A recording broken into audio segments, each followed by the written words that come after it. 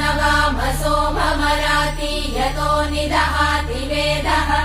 स नः पर्षदति दुर्गाणि विश्वा नावेव सिन्धुम् दुरितात्यग्निः तामग्निवर्णाम् तपसा ज्वलन्तीम् भैरोचनीम् कर्मफलेषु जुष्टाम् दुर्गाम् देवीगुम् शरणमहम् प्रपद्ये सुतरसि तरसे नमः अग्ने त्वम् पारयानव्यो अस्मान् स्वस्तिभिरति दुर्गाणि विश्वाः पूष्य पृथ्वी बहुला न उर्वी भवातोकायतनयाय शम्योः